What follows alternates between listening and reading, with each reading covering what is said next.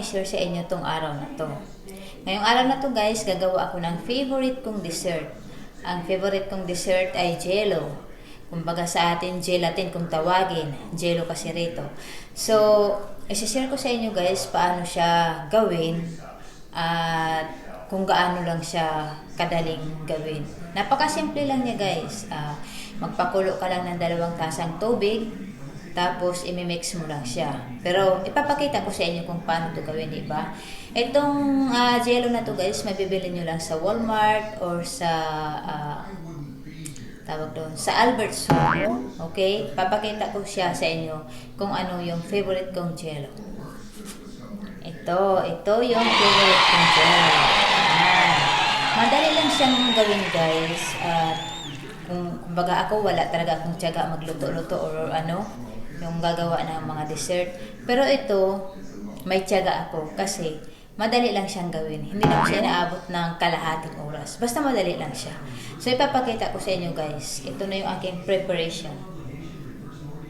So, maglagay lang kayo guys ng 2 cup na water dito. Yan.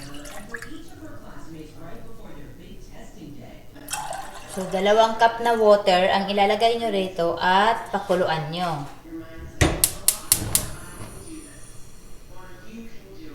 Ayan.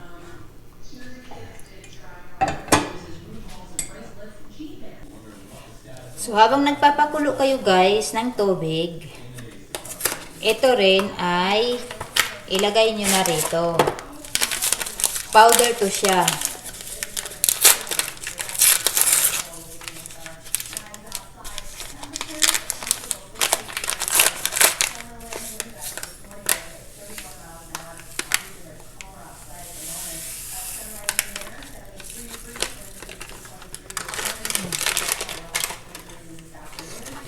Orange pala ang flavor nito. Pero ang madalas kong binibili ay strawberry. Yan.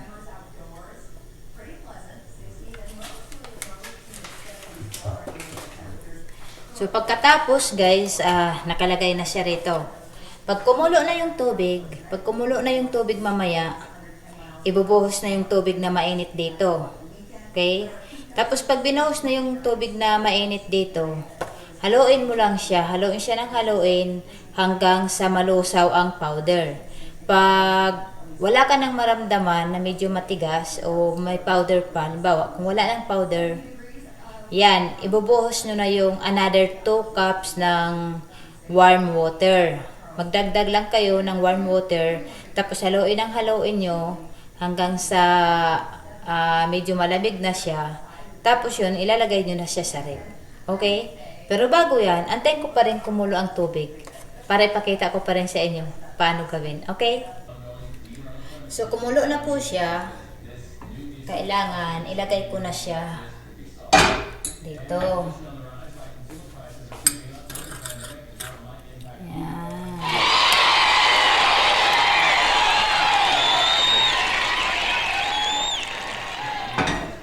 At haluin lang natin ang haluin.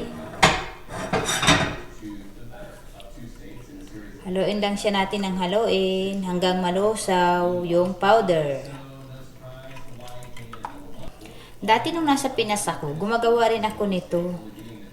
Kaso, pakiramdam ko, parang mas matrabaho yun kasi himay-himayin mo pa yung bar na nabibili sa palengke. Ito, madali lang siya kasi powder na siya Kumbaga, lulusawin mo lang. Yung bar kasi, papakuluan pa yun, di ba? Papakuluan pa siya. Masarap. Favorite ko kaya to kasi hindi siya masyadong matamis at hindi rin siya matabang. Katamtaman lang yung tamis niya. Minsan, 2 araw ko lang to kainin. Minsan nakaka-addict din Ayan, malapit na.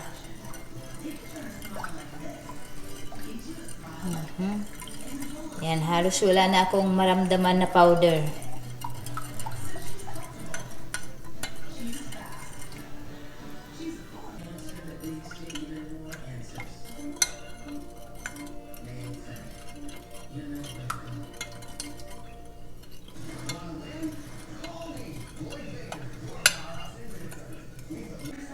So ito po, 2 cups na siya. Tinakal ko na siya kanina.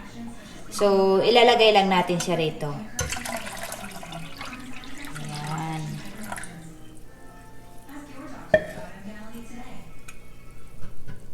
Tapos malamig na siya. Nawala na yung init niya. Okay daw, okay. Ayan. So pagkatapos po nito, pwede na siyang ilagay sa ref. Palamigin na natin siya ng mga 2 oras. Ayun, mga 2 oras lang tumitigas na siya eh. So ready to eat na siya mamaya.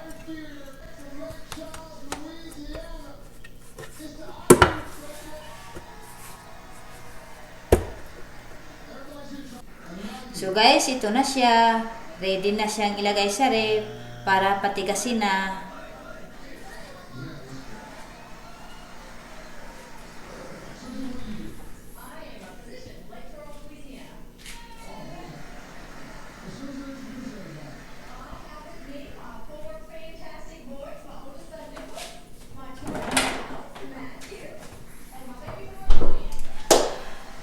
So, mamaya guys, pag ready na siya, pag matigas na siya, ipapakita ko na siya sa inyo. Okay? So, abangan nyo, huwag kayong alis.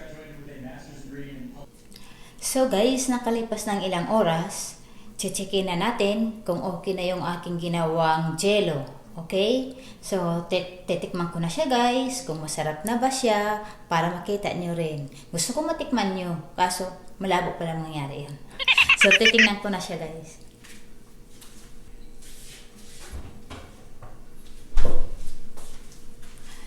So, ayan. Mukhang okay na siya. Ayan. Excited na akong kumain.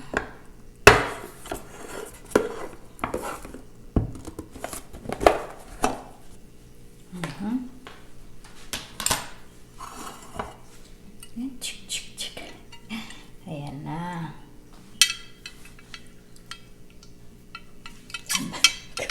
O, ayan.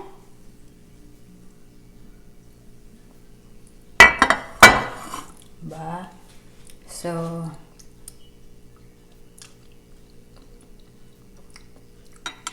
di ba? Sabi ko sa inyo, masarap siya eh.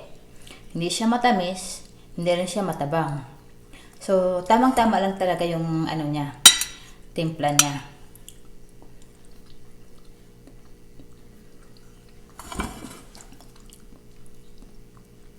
Mamaya patikman ko rin to sa asawa ko. Hindi ito yung favorite niyang flavor. Gusto niya yung kulay red.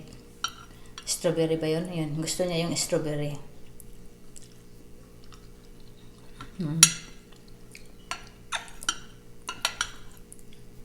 Sa kanya ako guys natuto nito. Kasi nung una, siya ang gumagawa nito. Nung natuto na ako, sabi ko sa kanya, ako naggagawa niyan para ma-practice ko.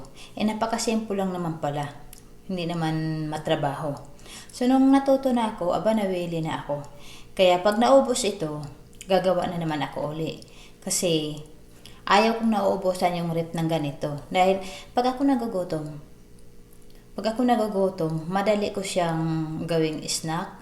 Yun. Kasi, pag mga chichirya nag-iiba yung tiyan ko pag panay chichirya ako. So, mas maganda pa ito dahil kahit papano, nabubusog ako at nagugustuhan ko pa yung lasa niya.